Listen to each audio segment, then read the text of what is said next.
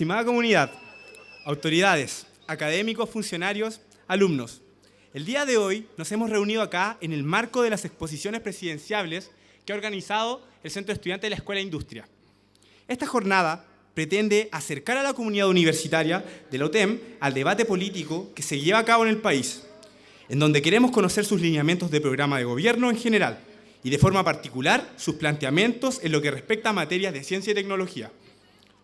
En esta oportunidad queremos presentar a un candidato presidencial que se ha caracterizado por estar junto a los movimientos sociales.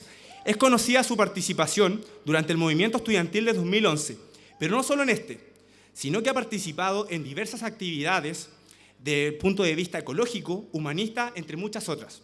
Marcel Clot, economista de la Universidad de Chile, se ha desempeñado como académico, analista del Banco Central, columnista de diversos diarios y periódicos, entre otros medios de comunicación. Sin más preámbulos, los dejamos con ustedes con Marcel Clot.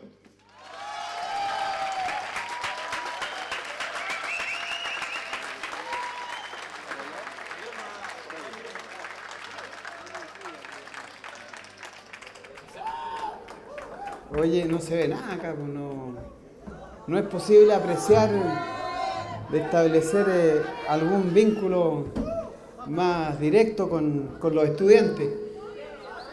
Bueno, ¿podemos bajar o no? ¿Bajar con ustedes, no? Lo tengo aquí.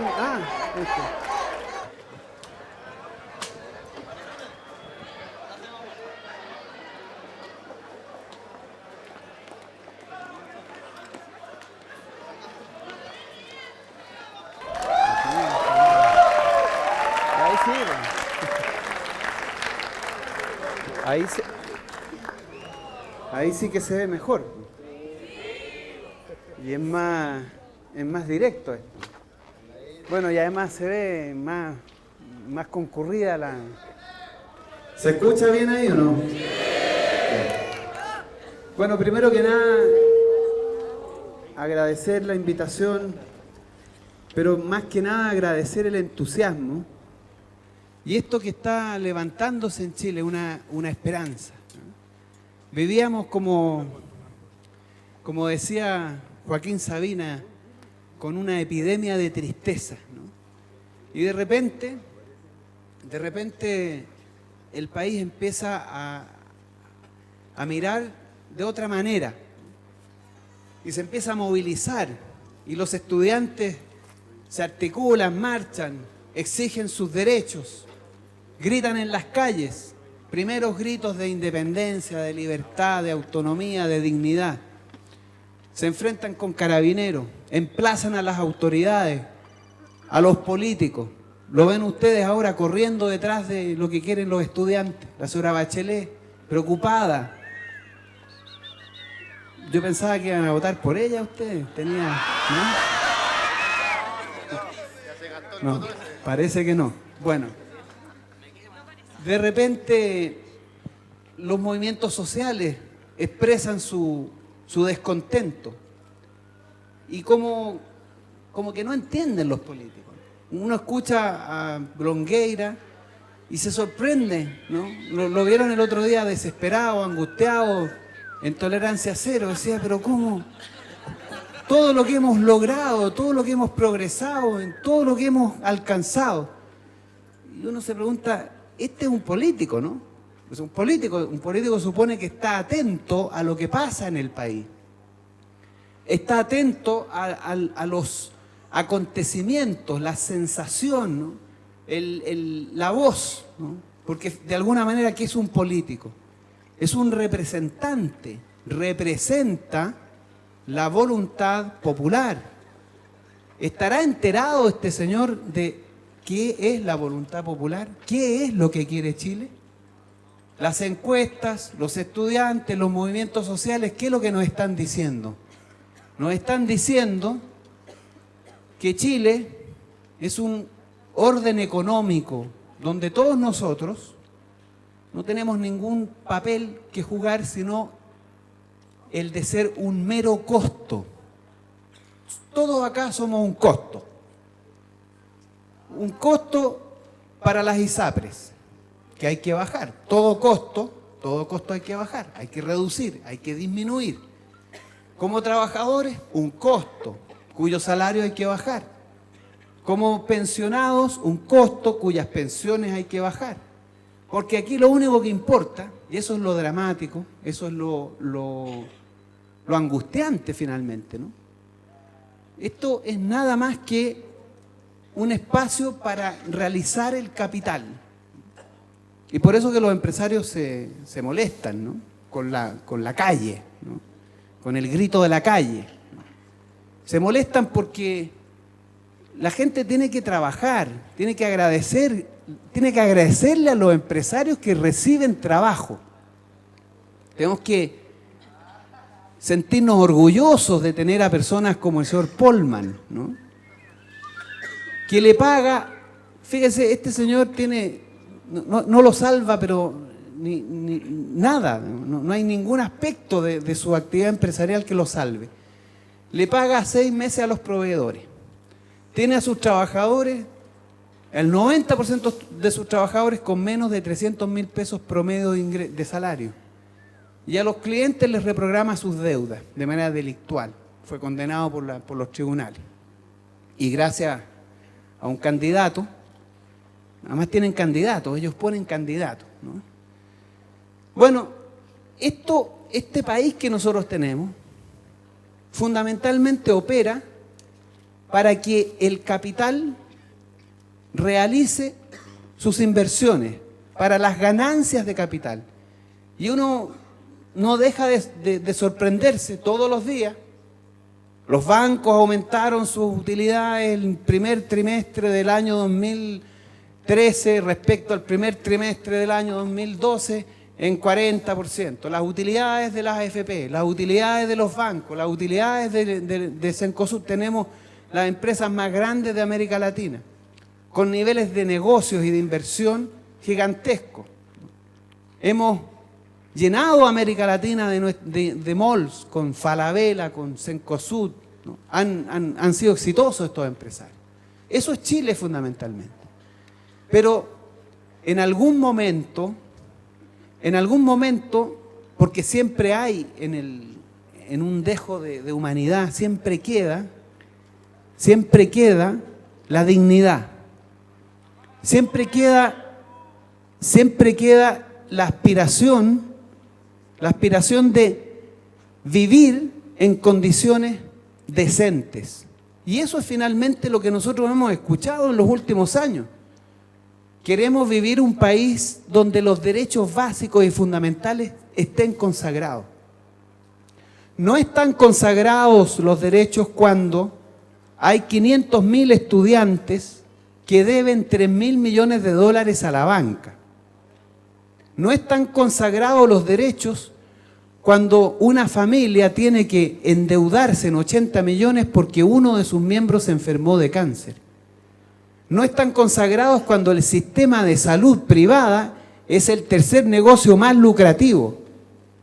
No están consagrados los derechos cuando las pensiones para el 60% de los chilenos que van a jubilar son inferiores a los 100.000 pesos.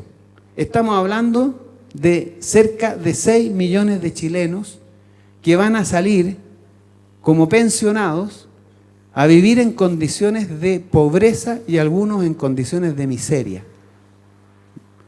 El sistema de seguridad, el sistema de pensiones que inventó José Piñera con el amparo de la dictadura y con el apoyo de la Concertación, algunos miran a la señora Bachelet como una santa madre encantadora, ¿no? Tiene unos acólitos por ahí que la llevan en andas, el señor Vidal, el señor Escalona, Andrade. Fíjense Andrade que parece una sombra del Che Guevara con lo revolucionario que se nos ha puesto. Resulta que como ministro del Trabajo de la señora Bachelet funcionó con el mismo código laboral. Ese código laboral que prohíbe en Chile el derecho a huelga. Los trabajadores no tienen ese mínimo derecho. No sé si ustedes han visto esta escena muy recurrente en nuestro país, en nuestras calles, trabajadores que salen en las puertas de los bancos, de la AFP, a tocar pitos, cornetas, gritan, bombos y piden plata para sostenerse en la huelga. Eso simplemente no es derecho a huelga. La empresa sigue funcionando, pueden contratar trabajadores mientras estos están en huelga. El derecho a huelga hace 40 años que está conculcado en Chile. Y sin derecho a huelga, los trabajadores no tienen la capacidad y el poder político para negociar condiciones salariales mejores. Además, tienen esto del multi-root, una empresa con varios root, de tal manera de que la empresa negocia con sus trabajadores, los divide por root y termina negociando con 4, 5, a lo más 20 trabajadores. No hay posibilidad de negociar por rama. Entonces todo apunta a dividir a los trabajadores. Todo apunta a pulverizar su poder político, porque tenemos que entender que la cuestión económica, que unos señores con Business Administration, PhD, que speak in English, ¿no?, nos dicen que son cuestiones técnicas, no lo son, pues, no lo son. La economía no es una cuestión técnica. La distribución de la torta económica es una cuestión política. ¿Cómo repartimos el ingreso que generamos como país una vez al año? Es una cuestión política. Y si los trabajadores no tienen poder de negociación, entonces sus salarios bajan. Esta es una ley física. A mayor poder de negociación de los trabajadores, los salarios suben. A menor poder de negociación, los salarios bajan. Y además, como contrapartida, a mayor poder de negociación de los trabajadores, el lucro y las utilidades bajan, y a menor poder de negociación de los trabajadores, el lucro y las utilidades suben. Obvio, de sentido común. 2 más 2, 4, menos en Chile que es 3. No sé por qué, porque acá han invertido el sentido común. Aquí pedir derechos, exigir derechos, demandar derechos es un delito. Y entonces le mandan a los pacos, lo procesan. Porque cuando usted demanda a un diputado, a un senador, a un presidente del Senado que es corrupto, entonces a usted lo mandan a prisión, a usted le meten una demanda por injuria y calumnia. Porque la dignidad de los senadores no puede estar en juego. Cuando ellos cometen un delito y uno los denuncia, entonces uno es el delincuente.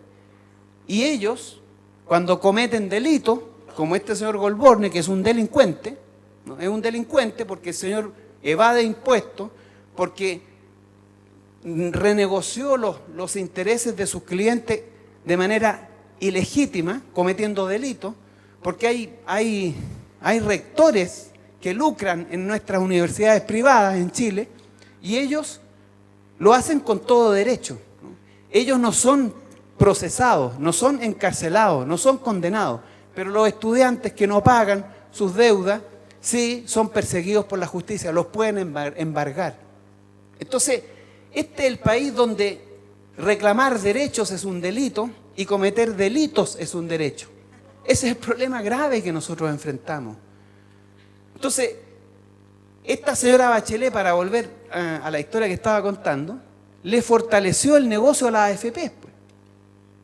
Como las AFP no iban a poder hacerse cargo de las pensiones de la gran mayoría de los trabajadores, porque no tenían las 240 cotizaciones mensuales, y ya se estaba viendo el año 2008 que esto era una catástrofe social, porque ustedes comprenderán qué significa para una población de 17 millones de chilenos, 6 millones de pobres. 6 millones. No es poco, ¿no? ¿Qué significa eso desde el punto de vista de los hospitales públicos? Desde el punto de vista de la salud pública. Bueno, es un costo grande, es un problema mayúsculo. Bueno, esta señora le resuelve el problema creando el pilar solidario. Entonces va a ser el Estado el que le pague las pensiones a aquellos que el sistema de la AFP no se los va a poder pagar. Pero no solamente eso, les permite a la AFP aumentar las inversiones de los fondos de los trabajadores en el exterior para que sigan especulando. Y además les puso a todos los trabajadores independientes, que antes no estaban obligados a cotizar en la AFP, ahora están obligados. Les aumentó el negocio. Santa Madre de Dios, ¿no? ¿A quién le hizo solidaridad la señora Bachelet? ¿A los trabajadores o a las AFP? A las AFP, ¿no? Bueno, en materia de salud, ¿no? Hay cosas que son sorprendentes en Chile. Son cosas que uno no logra procesar bien sin escandalizarse, ¿no? En los últimos 10 años, datos de la Universidad de Chile, en un 60% han aumentado los suicidios adolescentes. 60%. La causa de muerte más importante entre los 22 y los 44 años de los hombres es el suicidio. Y uno se pregunta, ¿cómo es posible que una sociedad pueda vivir así? Es perfectamente posible, pues. Si vivimos para trabajar, es todo lo que hacemos. Y lo que ganamos, el 60% se lo debemos a un banco. Y estamos permanentemente ansiosos porque nos pueden despedir, nos quedamos sin derecho a educar a los hijos, sin derecho a la salud, sin derecho a nada. Ese es el Chile que estamos viviendo, que parece que no lo ve Longueira, porque él dice, pero ¿cómo vamos a poner en juego lo que hemos logrado en 40 años? ¿No? Y este señor se permite decir, por ejemplo, que pagarle la educación a todos los chilenos es regresivo, es ayudar a los ricos. Yo creo que lo hemos dicho unas 40 veces. He leído como 20 trabajos. He escuchado miles de alocuciones de académicos, de intelectuales, que no es así. Que financiar la educación para todos, incluso para los ricos, es beneficioso para Chile. No es regresivo, mejora la desigualdad, porque estamos transfiriendo riqueza desde los más ricos a los más pobres, sobre todo si financiamos la educación con un sistema tributario que recarga en la recaudación tributaria fundamentalmente en los más ricos. Entonces, y por el lado del gasto es lo mismo. Pagarle la educación incluso a los ricos es transferirle muy poco ingreso. Porque para alguien que gana 10 millones de pesos mensuales, pagarle la educación a un hijo no es gran cosa. No es gran cosa. Pero para alguien que gana el sueldo mínimo es tremendo. Entonces, transferir este ingreso, que es pagar la educación a todos, inclusive a los ricos, porque es un derecho, y porque además lo financian fundamentalmente los ricos con los impuestos que pagan, mejora netamente la desigualdad. Después de pagar la educación pública, Chile es un país más justo que antes de pagarla. Entonces, reiterar esto, dar una vez más estos argumentos, fundamentarlos, no es posible que entiendan, es porque no lo quieren entender, porque tontos no son.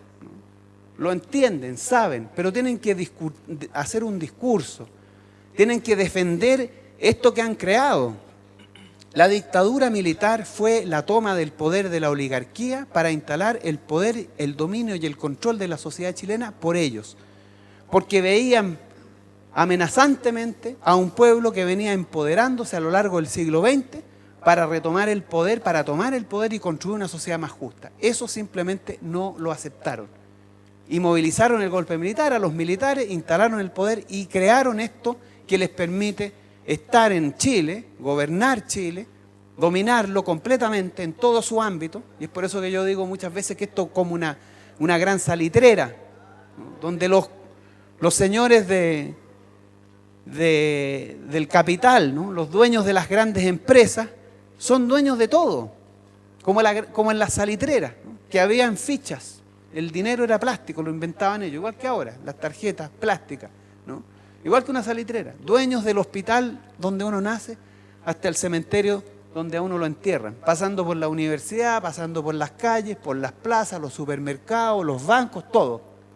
Los cines, ¿no? Las editoriales. Todo, en todo tienen sus inversiones. Este es el país en que estamos. Un país sin derechos. Un país que ni siquiera el derecho a ser acogido, a tener vínculos relativamente sanos, porque esta es una sociedad que producto de esto se ha enfermado. No está sana psicológicamente. Y no está sana psicológicamente porque hemos tolerado, hemos aceptado lo inaceptable. Hemos convivido con esta noción de que somos un costo que hay que bajarlo. Y nos subimos al Transantiago y toleramos el Transantiago. Y vamos a un banco y aceptamos los tremendos y grandes intereses que cobran. Y vamos y nos endeudamos para financiar la educación. Y hemos ido aceptando esta sociedad del no derecho. Esta sociedad donde el sentido común está invertido. Por eso estamos acá. Porque en algún momento todo este proceso se ha ido transformando. Y gracias a los movimientos sociales, gracias a lo que fue el movimiento estudiantil, Chile hoy día ha tomado conciencia, se ha politizado. Hoy día queremos construir una sociedad de derechos. Hoy día queremos salir de este nicho de negocios que somos a un orden político, social y económico donde al menos el derecho a la educación, a la salud, a la vivienda, a la previsión digna sean respetados, estén consagrados. Esto no es una revolución bolchevique. Esto está en Alemania, está en Bélgica, está en Venezuela, está en Argentina, está en Holanda, está en Finlandia. En todos los países donde se ha alcanzado, se ha logrado un estado de desarrollo superior, en donde se ha dignificado la condición humana, eso es lo que estamos planteando. Simplemente poner en orden el sentido común, establecer los mínimos derechos, avanzar hacia lo que es básico y fundamental en cualquier orden social, político y económico medianamente avanzado, que es consagrar derechos. Y por eso que nuestra propuesta está ahí, nace de ahí. No entendemos la política como la entiende el señor Parisi o el señor Meo, ¿no? Que ellos perciben más o menos cuál es el descontento y levantan una propuesta. Buscan quién se las financia y van al supermercado de la política a vender sus productos, sus nuevos detergentes, sus bebidas gaseosas. Este proyecto se levanta, fue construido. Nosotros hemos sido parte de esta construcción. Yo he escrito libros, he escrito columnas, he defendido la necesidad de la educación pública gratuita, de mejorar los sistemas de salud, de terminar con las termoeléctricas, de evitar proyectos como Pascualama. Hemos sido parte de la construcción de este descontento, de este proyecto. Lo hemos escrito una y mil veces, todos los que estamos en esto y todas las que estamos en esto. Hemos acompañado el proceso político. Hemos sido parte de 20 años de lucha. Por lo tanto, entendemos la política a la antigua. Este proyecto fue levantado desde las bases sociales, desde los movimientos estudiantiles. No es un invento que hayamos generado a partir de tratar de canalizar el descontento de la sociedad chilena. Por eso tiene la legitimidad que tiene. Por eso puede, de alguna manera, decir que somos los únicos que podemos marchar sin que nos escupan en las marchas, como al señor Girardi. Que somos los únicos que podemos acompañar a los estudiantes en las tomas, que somos los únicos que podemos acompañar a los trabajadores para la marcha de la CUT. Porque los otros candidatos, los candidatos detergentes, los candidatos bebidas light o cola, no tienen esa legitimidad. Porque este proyecto se levanta precisamente de allí, desde lo que hemos sido capaces de percibir, de acompañar a los pescadores artesanales cuando eran víctimas de la ley de pesca, a los trabajadores de la salmonera en Puerto Montt cuando eran víctimas de la salmonera, y a las mujeres de las salmoneras que les descontaban de su sueldo la ida al baño que hacían, que trabajaban a 2 y 3 grados bajo cero. El Chile que nosotros hemos visto no es el Chile de Longueira, no es el Chile del señor Parisi, que todo lo ve maravilloso. El futuro es esplendoroso, chiquillo. Crean ustedes tienen el poder de la mente. Todas esas tonteras que dice no corresponden, no es entender la política de verdad. Nosotros hemos planteado este proyecto y que consiste fundamentalmente en poner en marcha un proceso constituyente. Es decir, que los chilenos, sus estudiantes, sus trabajadores, sus mujeres, sus minorías, sus mapuches, sus atacameños, sus indios, sus indígenas, marchan en un proyecto político para empoderarse como ciudadanos y para exigir las transformaciones políticas que este país requiere. Por primera vez en la historia,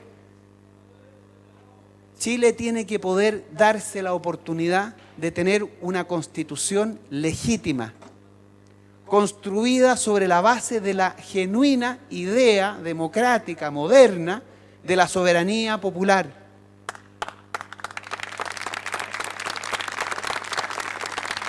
Esto que parece una utopía, pues resulta que todos los países democráticos lo han hecho, menos Chile.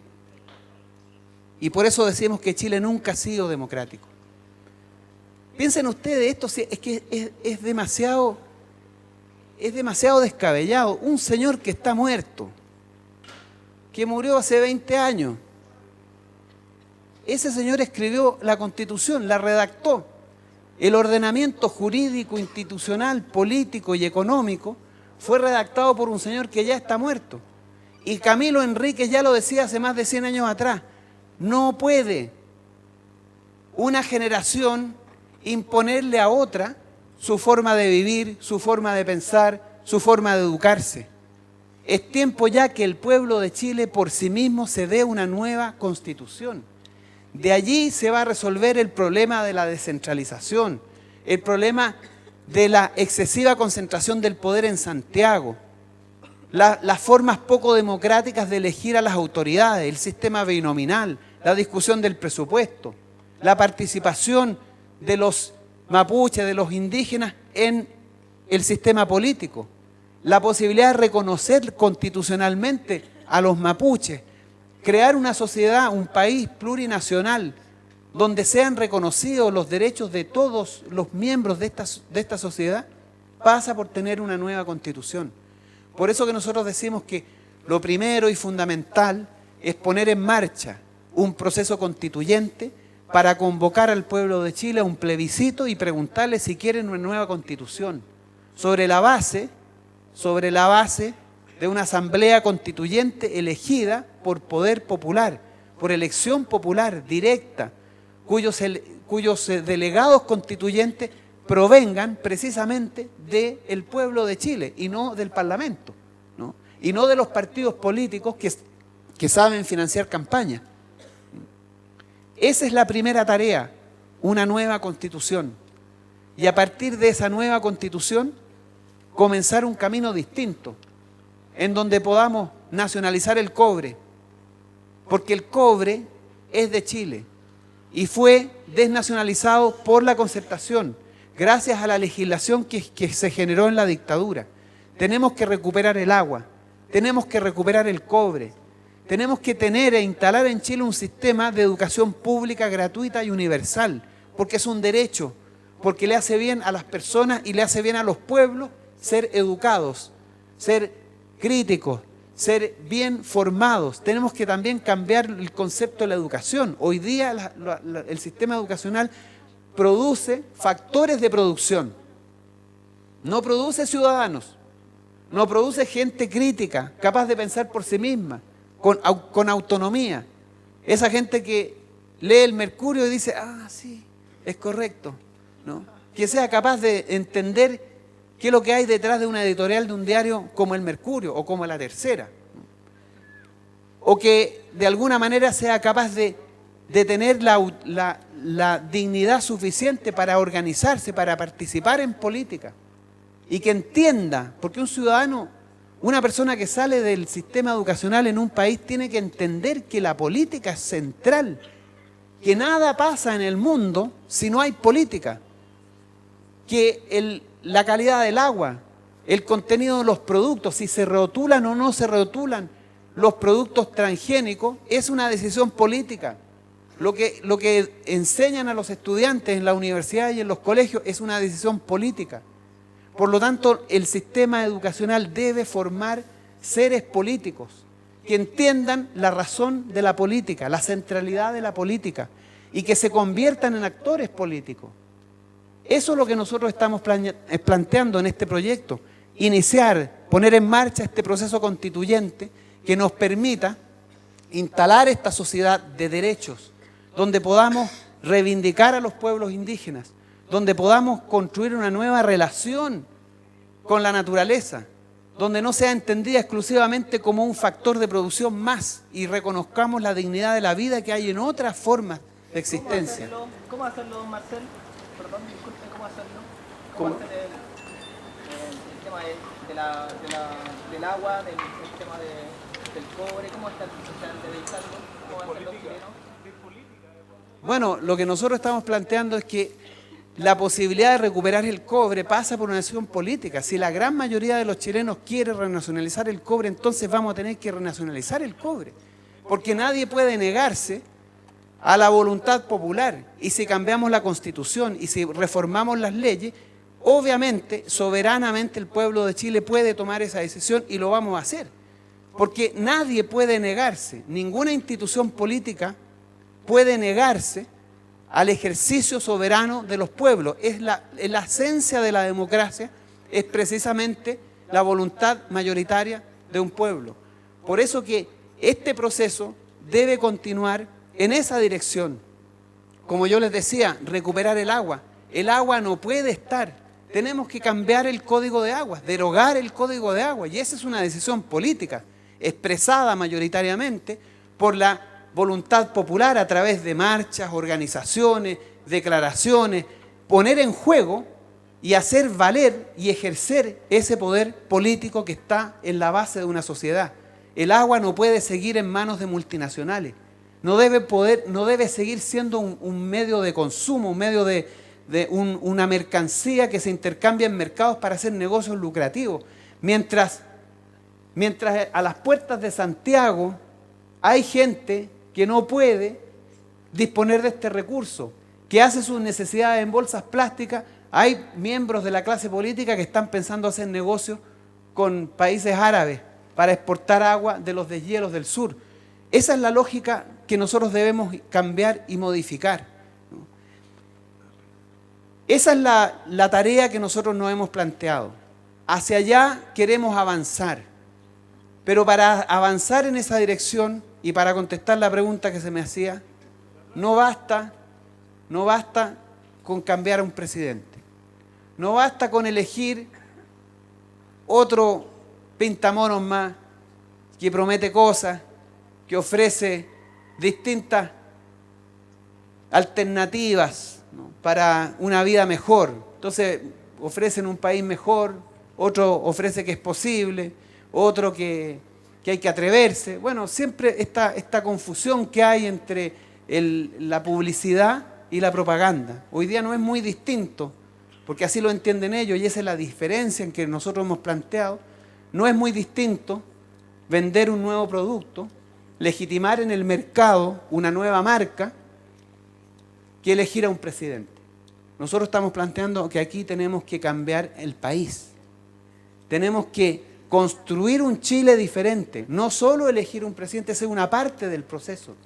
Este presidente, este candidato, una vez en la moneda, tiene que iniciar una campaña por la transformación de Chile, marchar junto a su pueblo. El día que nosotros convoquemos a una asamblea constituyente, que llamemos a ese plebiscito, tienen que haber millones de chilenos marchando en las calles respaldando esa decisión. Organizaciones estudiantiles, sindicales, sociales, redactando declaraciones, respaldando esta decisión, marchando al Parlamento para exigirle a los parlamentarios que convoquen a la Asamblea Constituyente de la forma y manera que el pueblo de Chile requiere. Eso es iniciar un proceso constituyente, eso es iniciar un proceso de cambio, mover a la sociedad, activar esta voluntad de transformación, porque no hay ninguna posibilidad de hacer estos cambios si ese poder no sabemos hacerlo expresar, si no sabemos hacerlo funcionar, si no lo ponemos en marcha. Por eso lo he dicho una y mil veces, a mí no me interesa el voto de quienes no están dispuestos a marchar, si no están dispuestos a movilizarse, a convertirse en actores políticos. Nosotros no estamos ofreciendo un programa, estamos ofreciendo ser parte, iniciar, participar, yo con ustedes y ustedes con nosotros y nosotras, en un proceso de cambio político. No tenemos otra alternativa. No sacamos nada con elegir en el sistema binominal nuevos parlamentarios o un nuevo presidente si no entendemos que los cambios políticos requieren la convicción, la voluntad y la decisión de las grandes mayorías de ejercer su voluntad de transformación y cambio. Eso ocurrió en Venezuela, eso ocurrió en Ecuador, eso ocurrió en Bolivia, eso queremos que ocurra en Chile, porque de otra manera vamos a tener que seguir aceptando vivir en las condiciones que hoy día estamos, siendo exclusivamente una sociedad orientada al lucro capitalista. La superación de esta sociedad requiere convicción política, movilización política. Lo que han hecho los estudiantes, esto de marchar, muchos han dicho, ¿qué sacaron con las movilizaciones del 2011? Bueno, sacaron mucho, se sacó mucho. Si esperaban que Piñera cambiara el sistema de educación en Chile, estaban equivocados. Pero lo que cambió fue la sociedad chilena. Hoy día todos quieren nacionalizar el cobre. La gran mayoría quiere terminar con la AFP. La gran mayoría quiere un sistema de educación pública y un sistema de salud pública universal y gratuito. Chile entiende que debemos migrar, avanzar hacia una sociedad de derechos. Eso se debió exclusivamente y únicamente al trabajo político que se hizo el 2011. A través del movimiento estudiantil, la sociedad chilena se expresó, a través de sus movilizaciones, de su capacidad de lucha y orgánica. Eso es lo que debemos seguir haciendo. A eso estamos invitando a Chile. Ese es el proyecto que nosotros tenemos.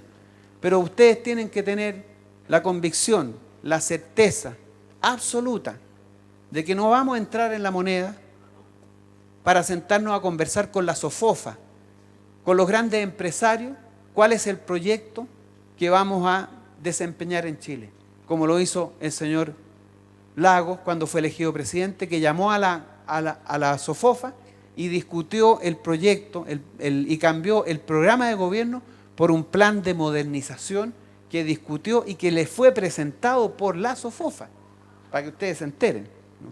Eso nosotros no lo vamos a hacer. Nosotros vamos a entrar en la moneda exclusivamente a iniciar este proceso constituyente. Y si contamos con el apoyo de la ciudadanía, de los trabajadores, de los estudiantes, del pueblo organizado y movilizado, tengan la certeza absoluta y total que vamos a tener una nueva constitución, vamos a nacionalizar el cobre, vamos a instalar un sistema de educación pública y de salud pública universal y gratuito, y vamos a hacer todas las transformaciones institucionales y constitucionales que nos permitan avanzar hacia la sociedad de derechos. No me interesa de ninguna manera entrar en la moneda sino para eso. Y si no cuento con el apoyo del pueblo chileno, entonces haremos lo que corresponde. Renunciar porque no queremos, no nos interesa administrar el poder que hemos heredado de la dictadura. Eso es. Muchas gracias.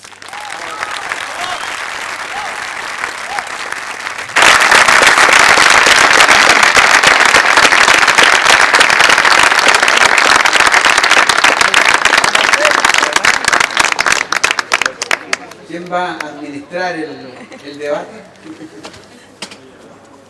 Marcel, propuesta de Marcel, su idea con respecto a ciencia y tecnología. Bueno, cuando nosotros hablamos de la reforma educacional, incluye necesariamente fortalecer la educación y fortalecer todo lo que en relación a la educación está involucrado. Las universidades no solo son centros donde se imparte educación, sino que donde se produce educación, donde se produce investigación. Para nosotros, la idea es fortalecer la investigación que se hace en las universidades públicas, de carácter público, y destinar los recursos que eso requiere. Cuando nosotros decimos 100% financiamiento del sistema educacional, también estamos pensando en que las plantas de profesores tienen que tener los recursos disponibles para la investigación, el desarrollo y de la ciencia. Junto con la cultura, la investigación, la ciencia son parte importante de lo que una sociedad de desarrollo, una sociedad de derechos debe consagrar. Por lo tanto, es para nosotros una cuestión prioritaria fortalecer todo ese ámbito de la formación universitaria y de la construcción de ciudadanía. ¿Y con qué institucionalidad cree que es apropiado hacerlo? Bueno, hay que revisar las institucionalidades que hoy día existen, que no nos parecen apropiadas, porque fundamentalmente están basadas en el concurso, ¿no?, de proyectos, y finalmente es donde se disputa esto. Pero a nosotros nos parece que las universidades privadas deben tener el presupuesto para crear sus propios centros de investigación y desarrollar su propia línea de trabajo en esa dirección. La institucionalidad para nosotros debe ser fundamentalmente universitaria, ¿no? Y ahí es donde debe cobijarse todo lo que es la formación y la investigación en materia de ciencia y tecnología. ¿Y un ministerio de ciencia y tecnología? Bueno, no lo hemos pensado, ¿no? Pero como aquí lo que se trata es finalmente de... Lo que nosotros... A ver, yo quiero insistir en esta idea del proyecto político que nosotros estamos impulsando. No tenemos respuesta para todo. Y no podemos tenerla tampoco. Porque le insisto, esto no se trata de vender una idea o de vender un producto o de venir, mira, aquí está el proyecto, voten por él y nosotros lo implementamos. Por cierto que no tenemos muy claro, porque nadie lo puede tener, cómo vamos y en qué dirección vamos a empujar claramente los nuevos programas de investigación, los nuevos programas de estudio, porque hay que cambiar programas de estudio, hay que completarlos, hay que incorporar otras formas de educación. Cuando nosotros decimos vamos a instalar un sistema de educación pública, gratuita y universal, estamos diciendo que vamos a poner los recursos disponibles, tenemos la voluntad política de hacerlo. Pero también estamos invitando a la comunidad universitaria, a sus estudiantes, a sus académicos, a ser parte de la discusión. Tenemos que discutir cómo vamos a organizar el sistema educacional, la reforma educacional que Chile necesita, que nosotros vamos a empujarla y tenemos la convicción de hacerlo. Es una reforma educacional que no me pueden pedir a mí que yo la tenga ya pensada previamente. Ahí tenemos que convocar a un proceso de discusión y debate, de participación. Yo no soy un especialista en investigación tecnológica y por lo tanto tendrán que ser convocados aquellos que están involucrados en eso a ser parte del proyecto de reforma en esa dirección. ¿Y usted tiene un grupo que lo está asesorando en esta materia? Sí, lo tenemos, digamos, pero... No, lo que pasa, disculpen el diálogo, pero yo represento a todas las sociedades científicas que hay en Chile. En el Consejo de Sociedades Científicas de Chile llevamos más de 40, casi 50 años tratando de tener una institucionalidad apropiada para promover la ciencia. Y no lo hemos logrado. Y ahora recién ayer una comisión que nombró Piñera ha sacado unas proposiciones que tienen que ver con el Ministerio de Ciencia, pero se le ha ocurrido la brillante idea de tener un Ministerio de Ciencia, Tecnología e Innovación y además incluir allí a las instituciones de educación superior, sacándolas del Ministerio de Educación. Ya, en eso estamos en estos momentos. Para que usted vea, digamos, que en realidad, y esas mismas personas que están en esa comisión están asesorando a Michelle Bachelet. Entonces es un desastre lo que está pasando. O sea, yo le pido que se preocupe un poco más porque en realidad la ciencia es de importancia para nuestro desarrollo, para la universidad, para esta universidad, para que está al lado, para todos. Bueno, yo lo que yo le puedo plantear es que en realidad yo le transfiero a usted la preocupación, digamos, ¿no? Porque nosotros... Bueno, por eso me parece... Porque esa es la idea, es como... Lo hemos dicho muchas veces aquí, queremos invertir el proceso. Yo no soy el que va a resolver el problema. Nosotros vamos a convocar a quienes son actores de ese proceso a ser parte de la solución del problema. Tenemos la voluntad, porque finalmente lo que nos mueve a nosotros es efectivamente desarrollar un ámbito del conocimiento, de la información, de la educación, que sea de primer nivel. Tenemos la voluntad en el sentido en que, ¿qué decimos? Vamos a recuperar el cobre. ¿Por qué vamos a recuperar el cobre? ¿Por una cuestión de antojo? No, porque necesitamos recursos para financiar la educación, para financiar la salud, para financiar la investigación y el desarrollo. Pero no tenemos la respuesta.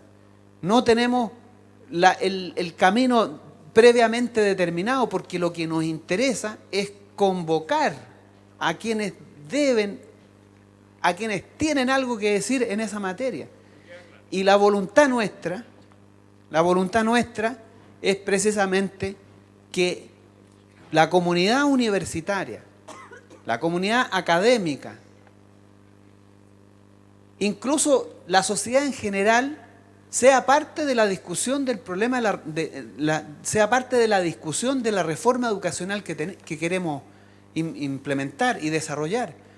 Entonces, en ese sentido, si usted eso le parece fundamental, importante, le podemos decir que también para nosotros ese es un tema fundamental. Y que la voluntad política está porque finalmente aquí lo que se trata es de dar cuenta, de ser leales, de construir un proyecto de país en donde estamos invitando a quienes son y están involucrados en ello. Entonces, más bien yo le traspaso a usted la responsabilidad en el sentido en que si la comunidad científica está preocupada de eso, tenga la certeza y la convicción de que vamos a acoger las demandas, los intereses y la vocación de esa comunidad científica para avanzar en esa dirección. Hasta el momento no hemos tenido el espacio, así que bajo ese punto de vista me parece apropiado. Lo que pasa es que no han tenido el espacio porque, vuelvo a insistir en lo mismo, ¿a quién le importa la educación, la ciencia y el desarrollo tecnológico en Chile? ¿A quién le puede importar? Son pocos votos, pero no solamente son pocos votos, sino que además no contribuyen a lo que es lo fundamental. Chile es una sociedad ordenada en torno al lucro. Investigación y desarrollo son costos, inversiones, gastos que hay que hacer y que a este país, que es primario exportador fundamentalmente, no le importa mayormente. Las cosas están relativamente predeterminadas. Entonces, si nosotros queremos avanzar hacia a una sociedad más compleja, necesariamente tenemos que poner atención a ese tipo de preocupaciones, ¿no? Eso. Chicos, por motivo de tiempo, vamos a permitir 2 preguntas más. Empezaron tarde, si empezaron tarde. En 2011 marché los días domingos cuando marchaba toda la gente, la familia, marchaba gente que no trabajaba en la semana, marchaba esos días. Yo me fijé de académicos de acá de la Universidad de la UTEN que marcharon esos días. En ellos me cambió la credibilidad que tenía de ellos. La pregunta mía es, usted hablaba mucho de, cuando llegue la moneda, de marchar, de que todo se consigue con la marcha, con el tema masivo. Le pregunto a ¿usted marchó algún día, cuando el 2011 marchó los días domingos? Contesten.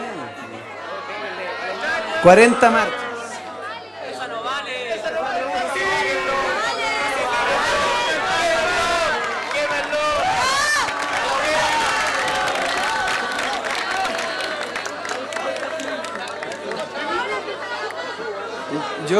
Yo no solamente participé en 40 marchas el 2011, sino que además di 85 conferencias en cada uno de los centros académicos y estuve largas horas perdiendo el tiempo dedicado precisamente a fundamentar esto.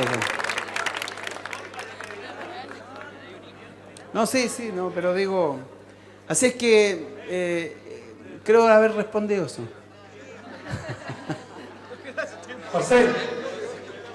Marcel, mi nombre es Emilio Castro. Yo hago clases en los H acá. Desde el año pasado, por una inquietud muy potente, comenzamos a diseñar el nuevo Estado con los estudiantes de primer año de ingeniería. Ellos estuvieron en cuarto medio en el 2011. Se plantearon hacer una asamblea constituyente y la armamos en 10 puntos, que le paso ahora los 10 puntos. Y armamos 2 constituciones el año pasado. Ya tenemos hecha la pega entonces. Y ahora estamos con 3 cursos, armando 3 constituciones más, mejorando la experiencia, para que no haya ningún freno. ¿Cuál es el aporte que hicieron los estudiantes el año pasado? Se juntaron, se pusieron a estudiar y escribieron la ley. Eso es nuevo, no lo pudimos hacer en el 2011. Mi pregunta para usted es si se ve gobernando un Estado multicultural y federativo. Multicultural en que terminamos de una vez por discriminar y violentar a los mapuches. Federativo en que consideramos una federación, estados autónomos, regiones autónomas, municipios autónomos y localidades autónomas en 5 niveles. De modo que si los magallánicos quieren ser región autónoma, los aceptamos y se puede diseñar la región autónoma, así como España, como Bélgica, como Bolivia, como Ecuador. Y si los mapuches quieren tener un estado autónomo, también lo podemos incluir, porque tenemos la experiencia de Suiza, de Rusia, de India, de Nigeria. ¿Usted se ve gobernando? Mi pregunta es, ¿usted se ve gobernando un estado multicultural y federativo? Bueno, primero que nada, celebrar esta iniciativa, ¿no? Porque a veces uno piensa que esto no ocurre en Chile, ¿no? Pero estas son experiencias interesantes que alimentan la certeza de que es posible hacerlo, de que tampoco es tan complicado, que tampoco es una cosa fuera de lo común. Ahora, ¿qué es lo que hemos dicho nosotros? Nuestra propuesta, nuestro proyecto de ordenamiento político es precisamente en esa dirección. Para nosotros no podemos seguir soslayando el problema mapuche. No podemos seguir soslayando el hecho que fue el Estado chileno quien atravesó las fronteras del Gualmapu, instalando el Estado chileno incluso sobre tierras que habían sido reconocidas por la corona española como parte del país mapuche, ¿no? Por lo tanto, en primer lugar, entendemos que Chile debe tener una constitución que reconozca constitucionalmente a los pueblos indígenas, no solo al pueblo mapuche, que reconozca la pluriculturalidad, las múltiples lenguas. Nos parece importante también que se compense al pueblo mapuche por el daño infligido y que se le devuelvan tierras y que haya un proceso de devolución de tierras. Pero también nos parece importante preguntarle a ellos, porque insisto, la misma respuesta frente a la pregunta sobre la ciencia y la tecnología, también hay que preguntarle a ellos, porque son parte de la construcción de esta nueva nación que queremos construir, ¿no? Entonces, yo me imagino perfectamente en un escenario político de esa naturaleza. No solamente me imagino, sino que me parece bien la descentralización, estados federativos, parlamentos regionales, federales, participación importante de las regiones autónomamente, regiones autónomas, la autonomía regional y la autonomía de pueblos también me parece una idea innovadora, una idea aceptable desde el punto de vista de cómo organizar un Estado, una nación. Yo me imagino perfectamente eso y me parece que es lo correcto, hacia donde deberíamos avanzar, y está dentro de nuestro proyecto los estados federativos, la pluriculturalidad, el reconocimiento constitucional de los pueblos indígenas. Eso es parte del proyecto que nosotros queremos empujar, pero insisto, esto no es una cosa que nosotros vayamos a hacer y es el resultado de que podamos y seamos capaces de tener una constitución nueva, digamos, que seamos capaces de realizar, desarrollar, implementar el proyecto político que nos lleve a esa nueva constitución. No sé si con eso respondo ampliamente a vuestra inquietud, ¿no? ¿Más preguntas?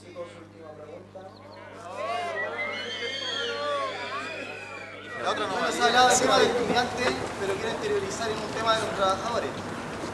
Creo que hay una ley que se promulgó en la década de la dictadura por Jaime Guzmán, en la cual a los trabajadores, en la cual trabajen, por ejemplo, 20 años, y si los llegan a despedir solo le pagarán 11 años trabajados. ¿Qué pasará con esas leyes que se hayan promulgado anteriormente en esas épocas de la dictadura?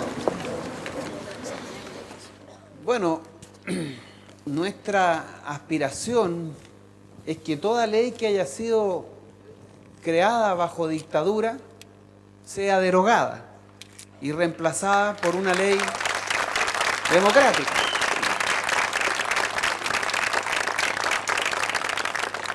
Es curioso que después de 40 años todavía existan, no solamente están esas leyes, hay 17 leyes orgánicas constitucionales que deben ser derogadas.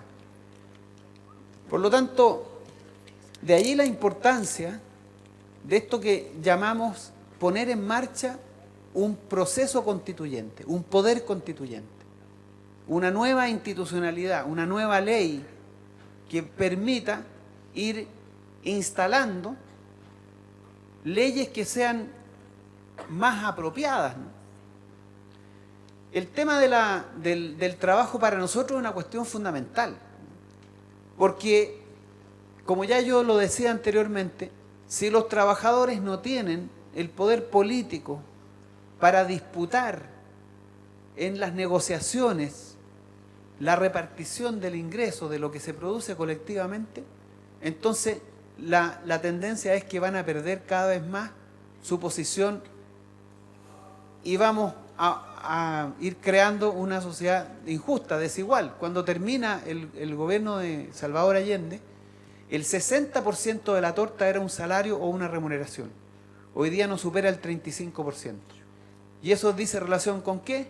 Con la pérdida del poder político de los trabajadores para negociar su posición dentro de la repartición del ingreso, ¿no? Es una cuestión política.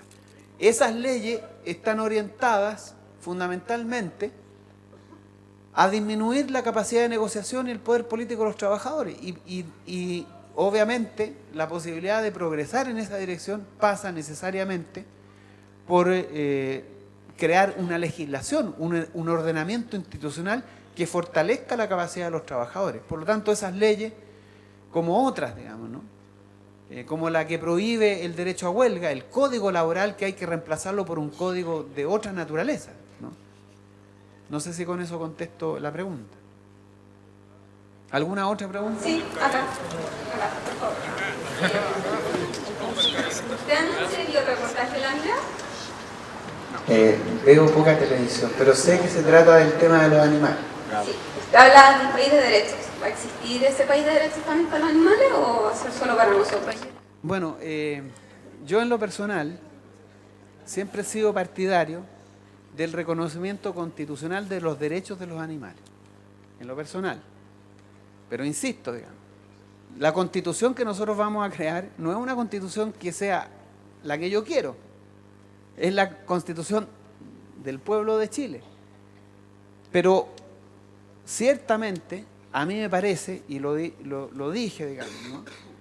Yo me inicié en la lucha política fundamentalmente vinculado a lo que fueron las luchas ambientales desde hace 20 años.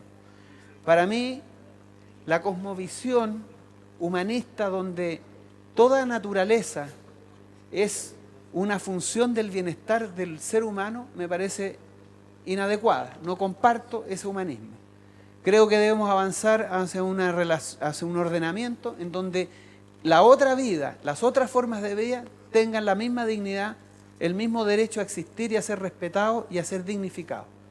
Eso es lo que a mí me inspira, por lo menos filosóficamente, y que obviamente también me inspira políticamente, y voy a luchar para que la constitución política que tengamos, la nueva constitución política, consagre los derechos de los animales.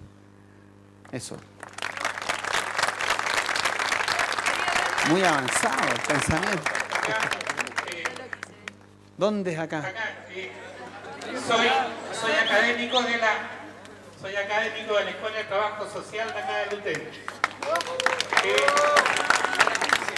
Realmente creo que felicitarlo por la descripción del tipo de país realista que usted nos está mostrando. Creo que es así. Pero luego nos invita a entregar una serie de responsabilidades a todos nosotros y a todo el pueblo chileno. y nos expresa que hay una voluntad política para poder producir cambios. Yo vengo de generaciones que también escuchamos y nos jugamos por la unidad popular, luego nos jugamos por recuperar la democracia y formamos la Asamblea de la Civilidad.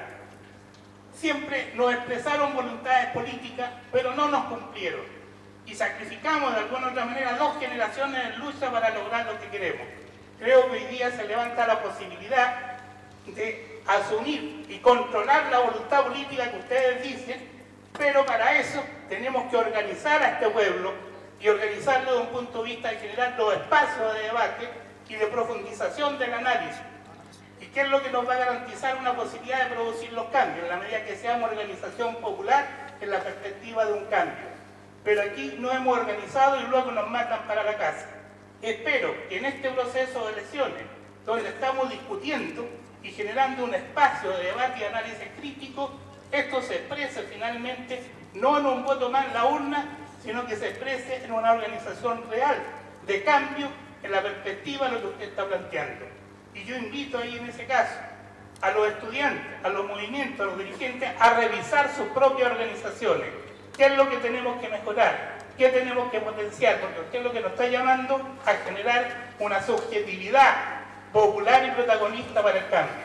Concuerdo plenamente, pero ahí también tenemos que poner los mejores cuadros en esa perspectiva y discutir las cosas de fondo, y no las discusiones menores y pequeñas que hoy día se está haciendo. Quiero felicitarlos, pero también quiero decirles que soy crítico a la expresión de voluntad. Voy a creer más en la medida que fortalezcamos y respetemos los espacios de organización del pueblo. Gracias.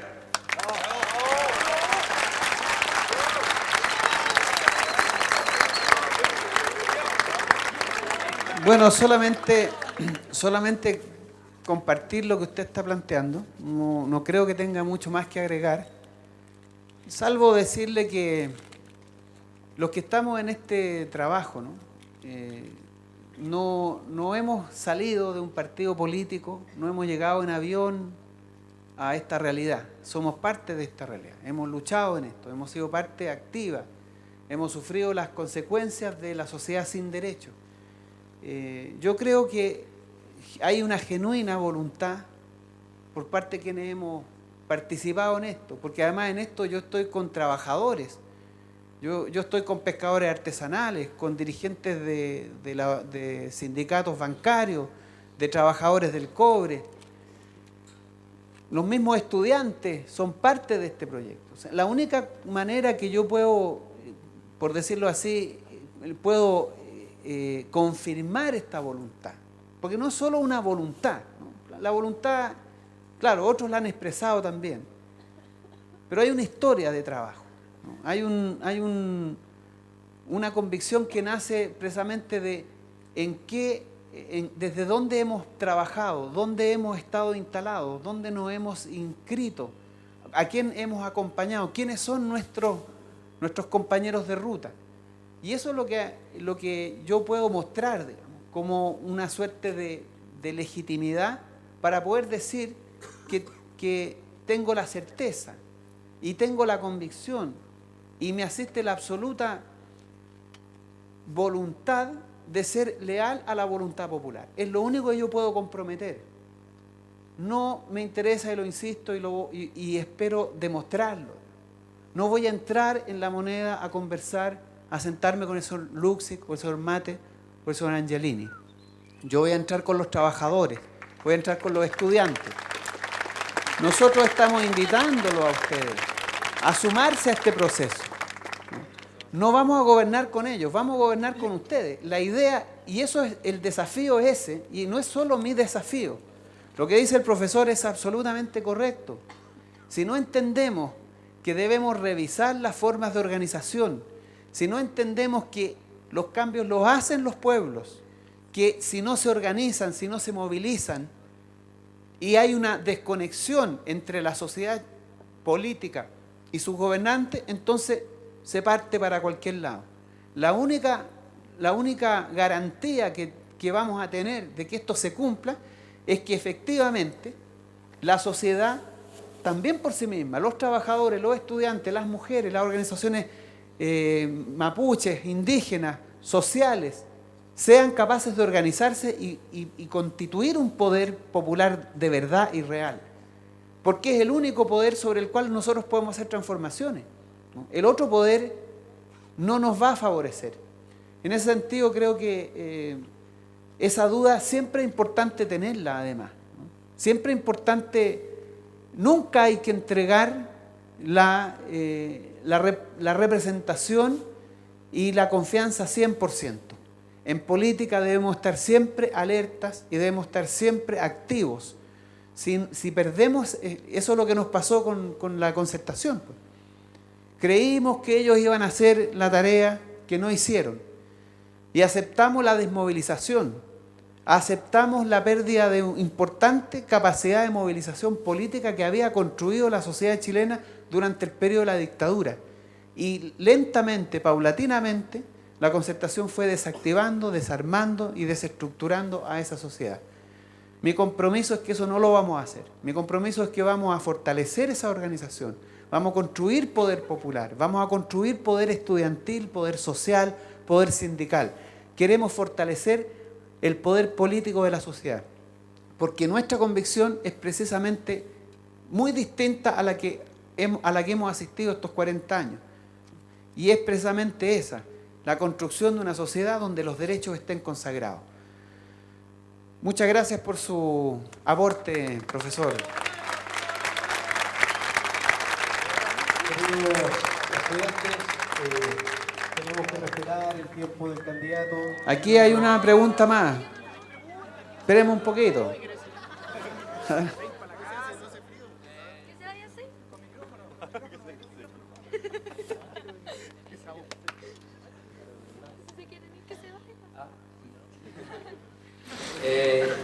Bueno, yo solamente necesitaba saber la postura que usted tiene, su opinión y su plan de trabajo, en el caso de, sobre la legalización de la marihuana. Hoy por hoy se está viendo en el Parlamento y que es siempre tema del día a día frente a los jóvenes y en todos los estados sociales. Esa respuesta. Bueno, ya lo hemos dicho. Nosotros, obviamente, por el carácter de este proyecto, estamos por la despenalización del uso de la marihuana para fines terapéuticos y para el consumo personal, ¿no?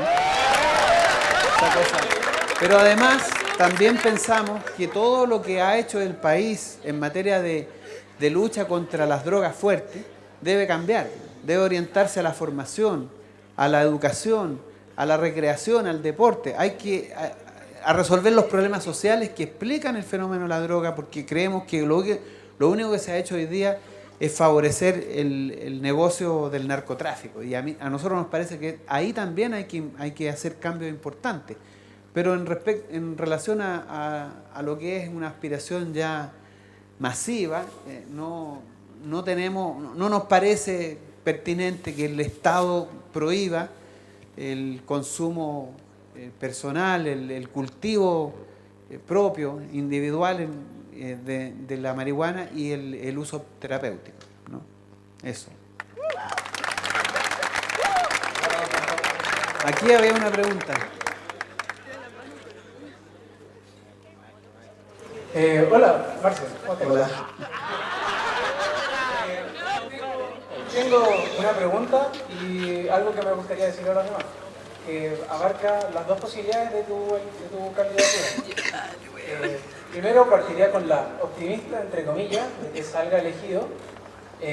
Tenemos que saber, y a algunos les va a parecer algo exagerado o radical, como te decían en Tolerancia Cero, pero otros van a escuchar la sensatez de lo que estoy diciendo, de que posiblemente va a haber bloqueo económico si Marcel sale elegido. Entonces tenemos que tener estrategias como individuo pensado para poder el abastecernos. Voy a decir cosas tan locas como que hasta plantar papas en nuestras casas, ¿ya? Pero que sea algo que la gente piense, porque va a llegar el momento y nos va a pillar de sorpresa. Y la pregunta que tenía, que va con el otro lado, que sería el negativo de que no saliera electo ¿qué pasa con los votos que nosotros le dimos? Porque creo que los votos usted puede decidir si se los da a otro candidato o no. Me imagino algo, pero me gustaría que me lo asegure. Bueno, nosotros no hemos pensado la segunda alternativa. ¿Ah?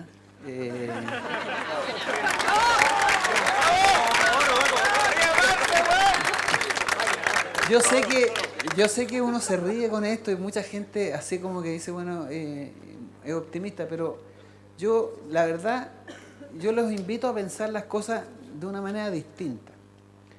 El Chile que hoy día vivimos es un país en donde se ha producido una repolitización de la sociedad chilena. Hay 7 millones, yo me imagino que todos ustedes están dentro de esos 7 millones, que no van a votar por la Concertación y la Alianza bajo ninguna circunstancia. No sé si les convence el eslogan de Longueira, por un Chile más justo. ¿Los convence? Sí. ¿Los convence todos con ella? ¿Los convence? No los convence. Yo creo en Dios y qué, como dice Orrego. No sé por qué dice eso. Entiendo por qué. ¿Ah? El tuturutú y los maples, no sé, todos esos monos. O sea, es que eso es así, mira, 7 millones de chilenos. 7 millones. Está el desastre con la Concertación y la Alianza. Se asesinan entre ellos. Llaman a primarias que no hacen.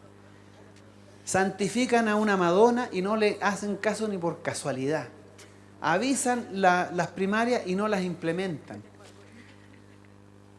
Escalona, que fue presidente del Partido Socialista, llorando en la televisión porque los socialistas se roban las urnas.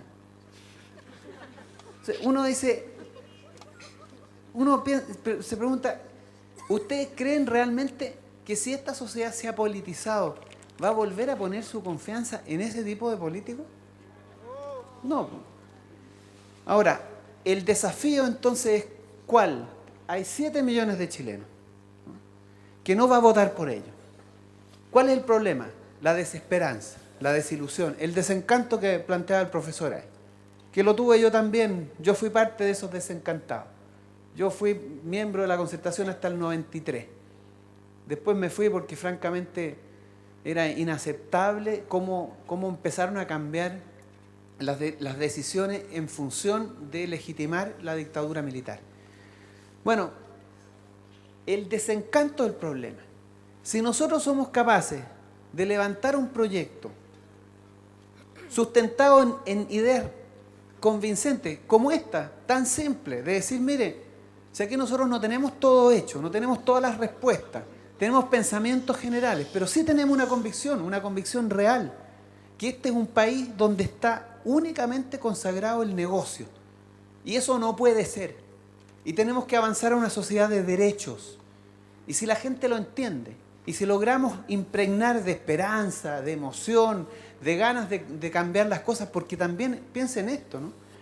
Esto también es una cuestión generacional. Ustedes han visto a sus padres pasarlo re mal con la cuestión de la deuda, ¿no?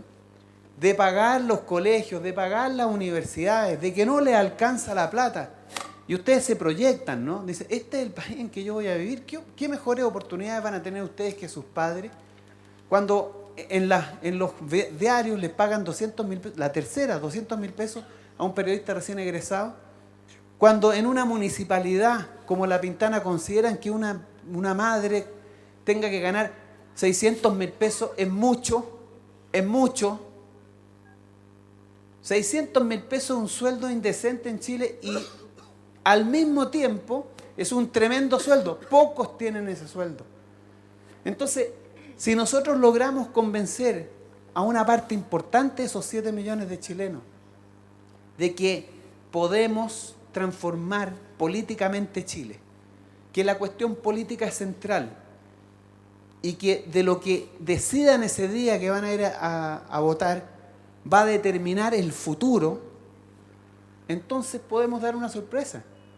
No sería tampoco algo muy extraño. Pasó en Ecuador. El presidente Correa estuvo 7 meses, 2%. 7 meses. Los expertos en cálculos políticos que tenemos, que no sé cuán expertos son, pero en fin, habrá que creerles, y mejor creerle, nos están diciendo que por lo menos ya nosotros tenemos el 5%. Actualmente ya tendríamos el 5%. Tenemos un espacio no despreciable para crecer. Con el 25%, MEO sacó un 20%. En una sociedad que estaba solamente descontenta, que ni siquiera entendía cuáles son los problemas. 20%. Con 25% nosotros entramos en segunda vuelta. Por lo tanto, no es tan irreal la posibilidad de que ustedes, porque yo lo he dicho muchas veces, toda la sociedad está mirando lo que haga el movimiento estudiantil. Si el movimiento estudiantil opta por una candidatura y se la juega por un proyecto político, es muy probable que sea ese el proyecto que se instale en noviembre. Por lo tanto, no es impensable. Y si llegara a ocurrir la peregrina, improbable, absolutamente irrealista posibilidad que la señora Bachelet pase a segunda vuelta, nosotros lo hemos dicho muchas veces. Muchas veces.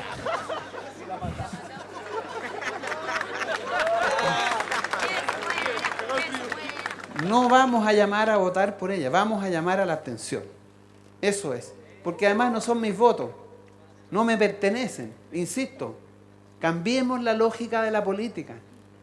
Cada uno de ustedes es un actor político y cada uno de ustedes es fundamental. Y no pueden pensar que porque votan por tal o cual candidato, ese candidato es dueño de sus votos.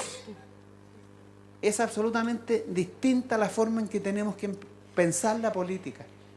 Si todos ustedes se convierten de verdad en actores políticos, no va a suceder eso que decía Bertolt Brecht, que el peor ignorante, el peor de todos los ignorantes, es el ignorante político, que no sabe que hasta el precio de los porotos es una decisión política. Si nosotros entendemos la centralidad de la política, entonces no nos van a contar cuentos. No va a venir un señor como Parisi, por ejemplo, a decirlo: chiquillos, ustedes son bonitos. ¿Ah? Ustedes lo han escuchado decir esas cosas. La vida es bella, ¿no? El futuro es esplendoroso. No hay que salir a las calles, ¿no? Hay que quedarse en las casas. Bueno, yo digo lo contrario, hay que salir a las calles, hay que movilizarse, pero no solo movilizarse, también ser políticamente activo. La actitud del profesor esa de decir: mire, ¿sabe qué? Me gusta su discurso, lo felicito, pero nosotros vamos a permanecer alertas, porque siempre tenemos que permanecer alertas, porque nadie puede asegurar que efectivamente en el poder las personas se transmuten, ¿no? Nosotros tenemos y creemos que no va a ocurrir. Por lo menos a mí me asiste la convicción, hasta donde yo me conozco, que no tengo ningún interés en esa orden. No me interesa el poder político para instalarme como presidente. Me interesa el poder político, me interesa tener la posibilidad de transformar el país en la dirección que a mí me parece correcta. Me interesa, pero no me interesa sino para eso. Esa es la centralidad y en consecuencia la única manera de que esto lo podamos asegurar, que efectivamente tengamos esa certeza, es que ustedes nunca renuncien a su vocación política, a su tarea política, a su deber político de permanecer siempre alerta, activos, organizados y movilizados. Es la única posibilidad de que podamos asegurar que esas transformaciones se hagan. No sé si hay más preguntas.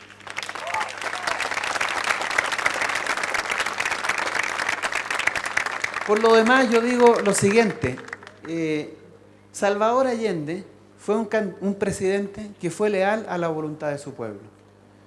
Y entonces sí es posible que hayan políticos de esa categoría.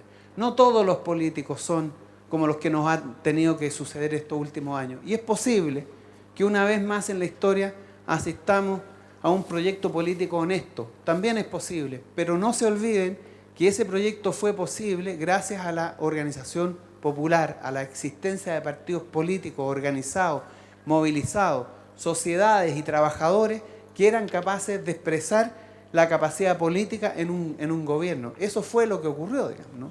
Por lo tanto, tampoco es imaginable exclusivamente un escenario del que hemos vivido en los últimos 30 años, de coaliciones que han traicionado la voluntad popular.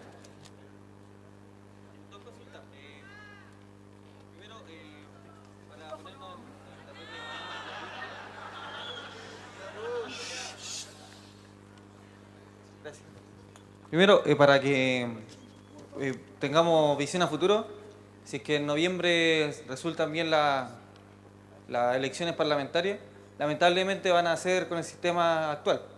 Entonces, probablemente muchos, una gran cantidad, se va a volver a repetir el plato del senador o diputado. Entonces, mi consulta es, ¿qué planea usted? ¿Cómo planea abordar a esos atornillados de nuevo en la política? Sería una buena idea. Pero para contrarrestar su poder, porque lamentablemente cualquier decisión que usted quiera tomar, cualquier decreto de ley, tendrá que ser evaluada por el Congreso, de la Cámara, y la otra consulta es, ¿qué relación piensa tener usted? ¿Cuál es su visión de relaciones exteriores con Perú y con Bolivia, con los estados, con las demandas que se están presentando y con los procesos que se están llevando? Bueno, la primera pregunta yo creo que la contesté en el sentido en que obviamente si nosotros convocamos una nueva constitución, esta nueva constitución va a establecer un nuevo sistema electoral y frente a esa situación el actual Parlamento va a tener que renunciar. Así es lo que ha ocurrido siempre en los procesos constituyentes, ¿no? Por lo tanto, yo no esperaría que el señor Girardi o el señor Escalona fuesen sensibles a este proyecto político. Naturalmente va a tener que ocurrir elegir un nuevo Parlamento y sobre la base de un nuevo Parlamento, una nueva organización institucional y política es que podamos avanzar hacia lo que nos hemos planteado.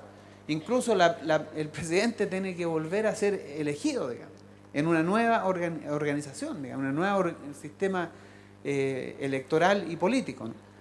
Y respecto a Bolivia y Perú, bueno, también insistir en esto, ¿no? Este es un proyecto de vocación latinoamericanista, ¿no? El sueño para nosotros es José Martí, la gran patria latinoamericana, nuestra América, el sueño de Bolívar. Y lo decimos con la convicción, ¿no? Nosotros nos sentimos bolivianos, peruanos, chilenos, argentinos. Nuestra común hermandad con esos pueblos porque tenemos una historia común, una cultura común, luchamos en conjunto por la independencia, somos víctimas de la presencia norteamericana desde que esa nación nació al mundo y hemos sido también víctimas desde la colonización hasta ahora de lo que ha sido el proceso de extracción de recursos y de explotación del trabajo, que está perfectamente delineado, escrito, más que contado en las venas abiertas de América Latina de Eduardo Galeano. El que haya visto y el que haya leído ese libro sabe lo que somos los latinoamericanos, sabe la historia de dolor que compartimos. Por lo tanto, nos parece de primera importancia resolver los problemas limítrofes que tenemos con Bolivia, dando mar a Bolivia con soberanía, pero también en un marco de resolver el problema del desarrollo de las poblaciones que tenemos en el norte de Chile, Iquique, Arica. Entender que lo que ocurra en el norte de Chile, la solución del problema boliviano también es la solución al problema del desarrollo que tenemos en esa zona. Por lo tanto, en esa dirección, esa es nuestra vocación, ahí apuntamos nuestro interés y fundamentalmente la política que nosotros vamos a iniciar en esa dirección. Había una pregunta antes. Yo, más que una pregunta, quiero hacer una invitación. Que yo soy una... yo vengo de una comuna súper pobre que yo creo que se replica en la mayoría del país, en la cual el 2011 se movilizó de forma estudiantil y la repercusión que tuvo fue que cerraron el 90% de los liceos y colegios de mi comuna, estoy hablando de Cerro Navia, liceos y colegios municipales, por el alcalde de Cerro Navia, Luis Plaza. El año pasado hubo elección municipal en la cual se reeligió al mismo alcalde que cerró todas estas instituciones. Y todo eso se enmarca dentro de una ignorancia en la que estos tipos juegan, se cuelgan y se amarran, y uno dentro de todo esto no hace muchos cambios. El punto es que yo los quería invitar en verdad a todos, y también dentro de la ignorancia que tengo de lo que están haciendo ustedes, a ustedes y todo su equipo, de qué se va a hacer con esa gente, con mis padres, con mis vecinos, que no saben quién es usted, cuáles son los planteamientos, y que son la mayoría de la población. Porque aquí estamos hablando y estamos debatiendo en organizaciones, o sea, en entes organizados, ya mayoritaria o minoritariamente, pero estamos hablando de trabajadores sindicalizados, de estudiantes movilizados, que conocemos dentro de nuestros mismos entes institucionales. Nos vamos organizando y nutriendo políticamente. Pero ¿qué pasa con esa persona que no tiene acceso a este tipo de cosas, a este tipo de debate?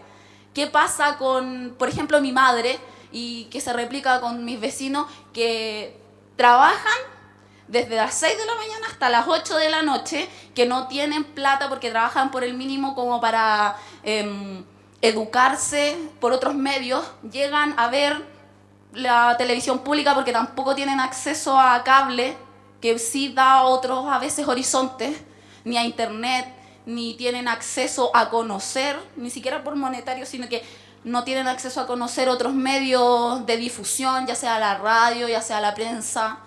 Entonces, ¿qué se va a hacer en ese trabajo?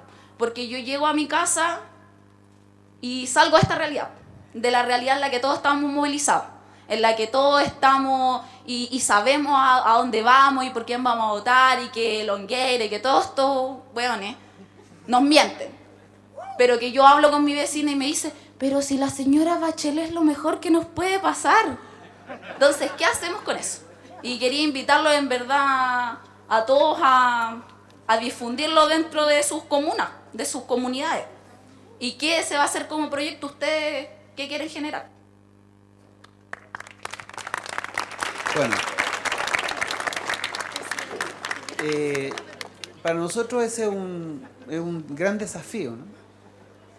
Por eso que una de las cosas que hemos estado trabajando, porque queremos difundir este proyecto, ¿no?, para llegar a sectores que no están organizados, que tienen dificultades de acceder a todos los mecanismos, en las redes sociales, la televisión por cable. Una parte importante para nosotros es el proyecto cultural.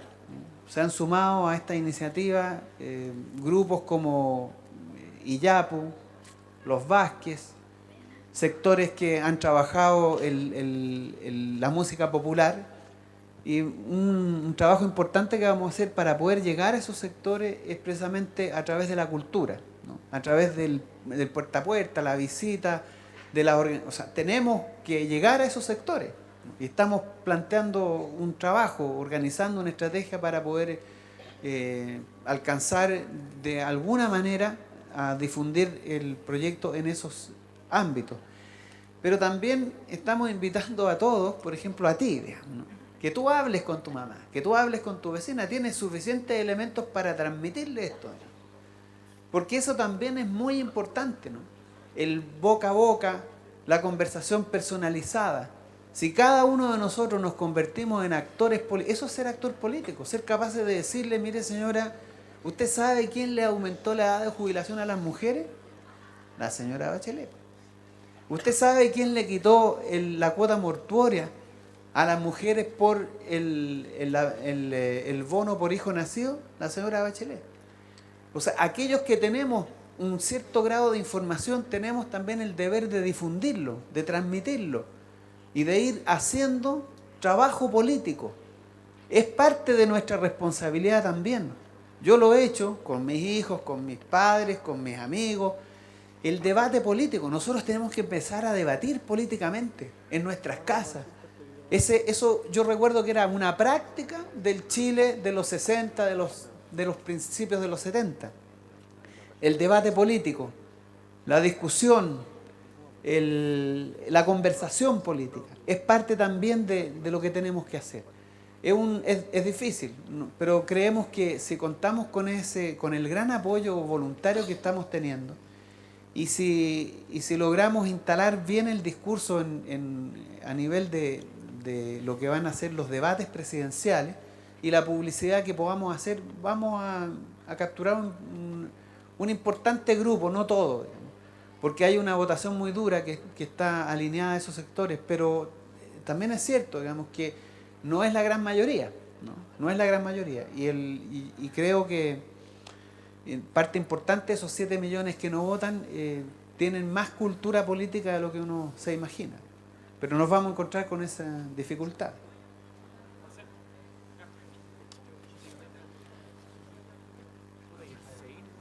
Hola, dos preguntas, vamos a hacer un 2 por 1 acá, para hacerla más rápida. Ya, primero, José Marcel, usted sabe, este es el país de Violeta Parra, de Víctor Jara, de grandes referentes musicales y artísticos. Mi pregunta es, ¿cuáles son sus iniciativas para fomentar las artes en este país? Y la segunda, que la hace acá mi compañero, es ¿qué va a suceder con el impuesto al libro? Que es un gran eje importante.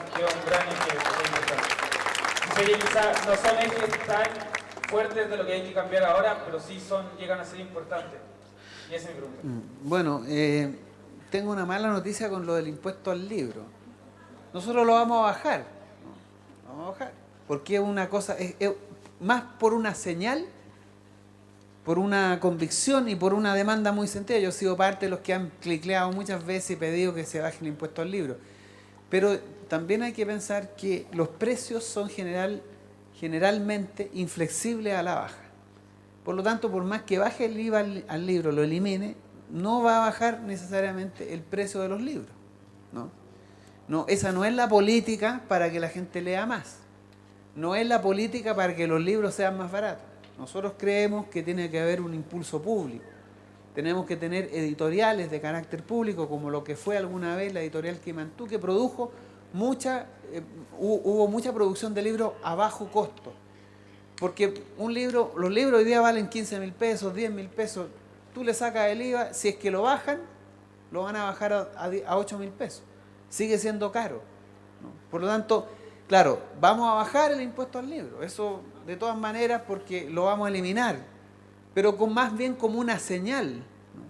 Pero no como una política para bajar el costo del libro y de la literatura. O sea, en esa dirección lo que tenemos que hacer son inversiones en la producción de libros más baratos, como lo que hacen en Argentina, por ejemplo, que públicamente se compran los derechos de autor y se producen masivamente libros a bajo costo, sin utilidades, sin ganancias para las empresas que lo producen, pero sí produciéndolo al costo. Esa es la política. Y en materia cultural,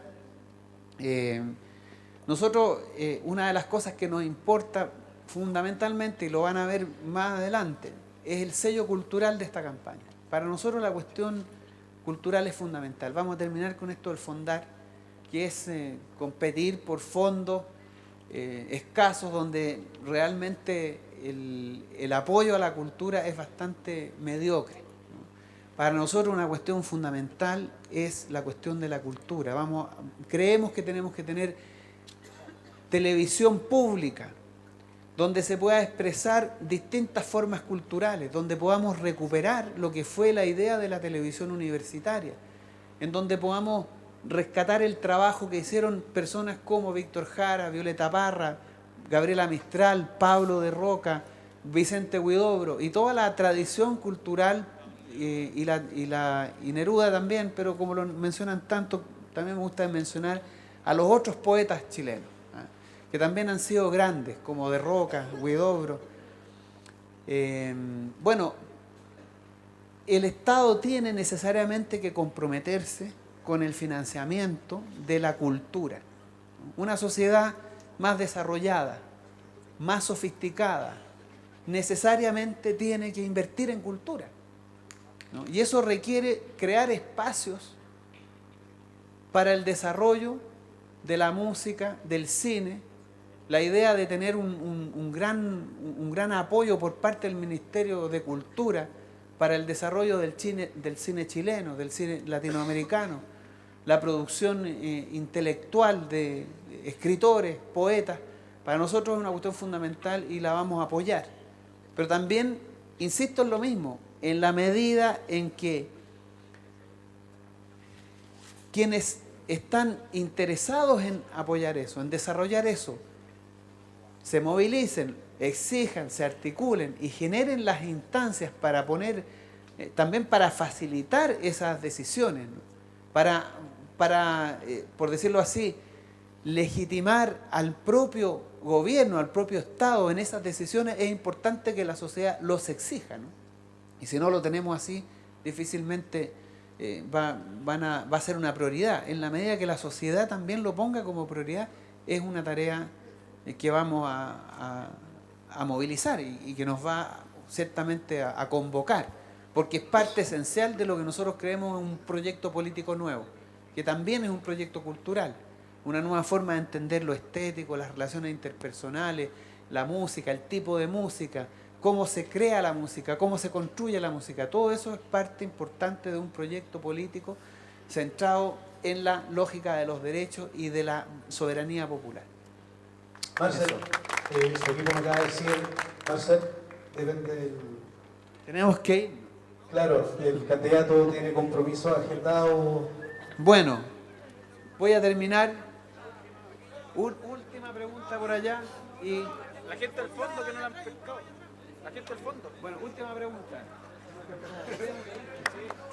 Chicos, por favor, respetemos los tiempos. El candidato ha tenido la amabilidad de estar más tiempo del que había estado acordado. Era solo 1 hora, estamos cerca de 2. Así que, por favor, la última pregunta. Hola. Bueno, la última pregunta que quería hacerle era sobre los medios de producción en este país.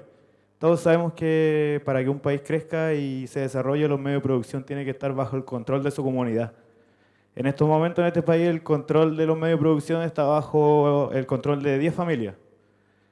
Me gustaría saber cómo pensamos atacar y arrebatarle los medios de producción a esas 10 familias, sabiendo que esas 10 familias tienen a su espalda el apoyo militar, policial y judicial.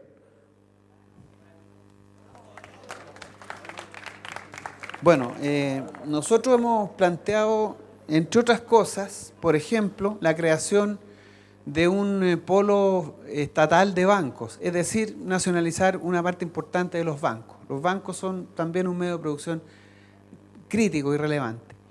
Sobre la producción de recursos naturales estratégicos o el uso de recursos naturales estratégicos como el agua, el cobre, el litio, esos medios de producción tienen que volver a ser propiedad del Estado. Y en materia de empresas públicas que fueron fraudulentamente privatizadas, hemos planteado también la necesidad de recuperarlas. Y ir creando también formas de organización económica, colectivas, de trabajadores, formas de producción cooperativa, en donde se vaya permitiendo la creación y el control de los procesos productivos y en consecuencia de los medios de producción por parte de la comunidad. Eso pasa también necesariamente por la forma en cómo institucionalmente estructuramos el país y la economía. Pero claramente progresar en la dirección de reducir los espacios donde el desarrollo capitalista se despliega y desarrolla son para nosotros una prioridad. Pero también decimos que no se puede hacer eso de la noche a la mañana y son procesos en los cuales hay que avanzar, pero que no tenemos, o sea, para poder hacer la transformación que finalmente esperamos, la superación final del ordenamiento capitalista, es mucho más largo que un gobierno de 4 o de 6 años. Pero en esa dirección a nosotros nos parece correcto avanzar en la superación del capitalismo y en la construcción de una sociedad ordenada en torno al trabajo, en la centralidad del trabajo y no del lucro, porque el trabajo finalmente se estructura en función de las necesidades y no de la acumulación capitalista y el control del proceso de acumulación y generación de riqueza por parte de los propietarios del capital. En esa dirección creo que tenemos que avanzar Y es la filosofía que a mí particularmente me inspira y que nos inspira a nosotros y a nosotras. Así es que por ahí vamos. Para terminar, quisiera decirle la última cosa.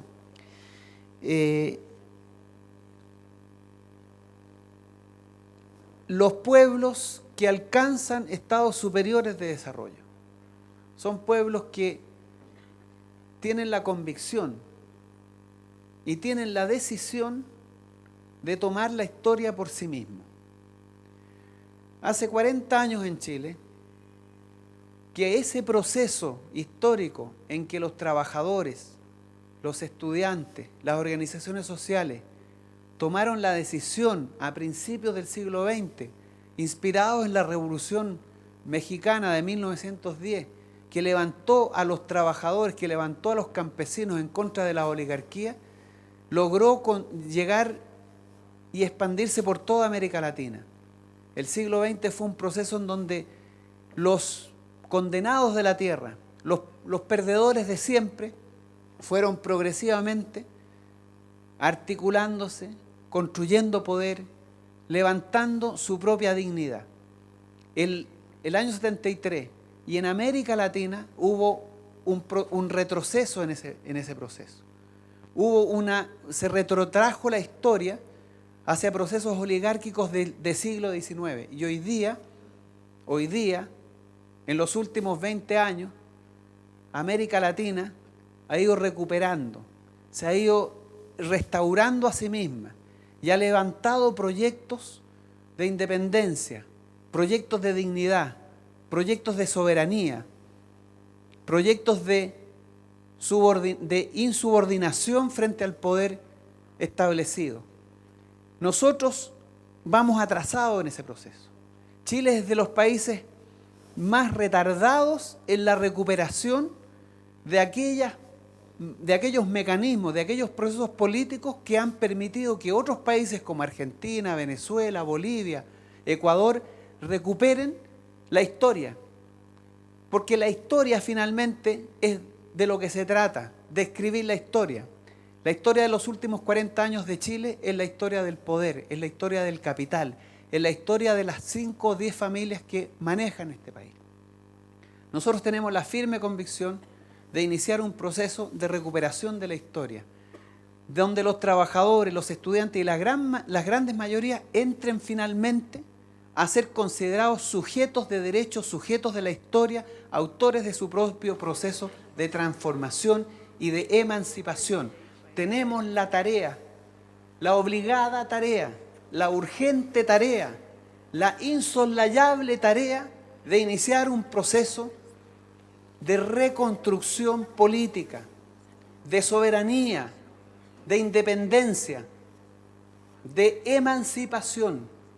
Tenemos que ser capaces este año de iniciar la emancipación que permita que finalmente aquellos que fueron mandados al basurero de la historia, los trabajadores, los estudiantes, las grandes mayorías, las personas finalmente, vuelvan a ser parte importante del proceso político, sean considerados, sean tomados en cuenta, sean parte de lo que significa hacer y construir país.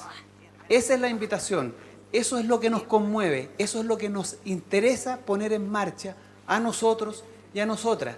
Ustedes están invitados a ser actores de primera línea, a ser parte de este proceso, a no solamente marcar un voto, sino a ser actores primordiales, de primera línea, de primera fase, de primera trinchera en este proceso, porque es una tarea urgente que no podemos seguir postergando, y de lo que nosotros hagamos, de lo que ustedes hagan, de la capacidad, no se olviden la importancia que han tenido los movimientos estudiantiles, su capacidad política, su movilización, lo que ustedes puedan hacer hoy día para cambiar esta historia va a determinar el proceso que viene después. La invitación está hecha, la convicción la tenemos, la voluntad de hacerlo está. Falta que un pueblo se levante y camine hacia un futuro mejor, hacia un país más digno, donde podamos todos ser sujetos de respeto, dignidad y derecho. Muchas gracias y que nos vaya bien. Como centro de estudiantes, le queremos entregar un obsequio de recuerdo. Es el último libro que ha realizado esta universidad, habla sobre el pueblo mapuche, para que lo lea. Y también un regalo simbólico que le vamos a entregar a todos los candidatos que pasan por acá, que representa la meta, y que es una banda presidencial con su nombre y con el nombre de la casa de estudio para que se la lleve recuerdo. Muchas gracias por haber estado aquí. Bueno, muchas gracias. Que les vaya bien, que nos vaya bien. Ahora nos va a decir unas palabras. No, solamente decirle a los que estén interesados en participar de esta campaña que mañana vamos a tener una reunión en Condel 860 a las 7 de la tarde.